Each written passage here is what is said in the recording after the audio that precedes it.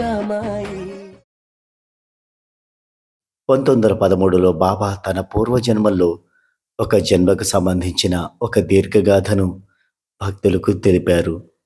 బాబా చెప్పిన ఆ కథను ఈరోజు విందాం.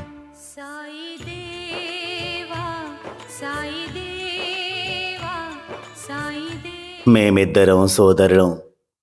మేము ఒక మార్గాన వెళుతున్నాం. నా సోదరుడు ముందు నడుస్తున్నాడు. క్రూర జంతువులు అతనిని కరిచాయి.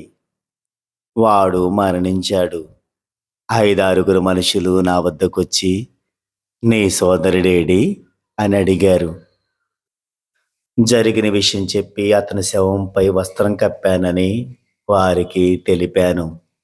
నా మాటలను వారు నమ్మక, నేను వద్దని చెబుతున్నా నా సోదరుని వెతకడానికి వెళ్ళి వారు ఆ జంతువుల బారిన పడి మరణించారు. తర్వాత ఒక స్థూల దేహం గల మహిళ నా వద్దకు వచ్చి, ఇంతకుముందు వారు నన్ను అడిగిన ప్రశ్నని అడిగి నా సమాధానం నమ్మక అన్వేషణకు పోయి హతమైంది. ఆమె శవంపై గుడ్డ కప్పాను. అంతటా నేను ముందుకు వెళ్తుండగా 6-7 ముస్లింలు ఒక గొర్రెతో ఎదురయ్యారు. వారు నా ఎదుట దానిని చంపి దాని మాంసాన్ని తినమన్నారు. నేను బ్రాహ్మణుణ్ణి, తినను అన్నాను.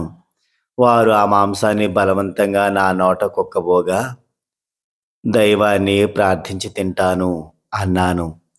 నేను ఆ మాంసంపై ఒక వస్త్రాన్ని కప్పి దైవాన్ని ప్రార్థించాను. ఆ మాంసం పెద్ద రోజా పుష్పాలుగా మారింది. ఏ ఒక్కటి అరచేతులు ఇమడనంత పెద్దవిగా ఉన్నాయి. ఆ ముస్లింలు వెళ్ళిపోయారు. నా దారిని నేను సాగితిని. కాలిబాటను నడుస్తూ స్వచ్ఛమైన అపార జల ప్రవాహంతో ఆవరింపబడ్డాను.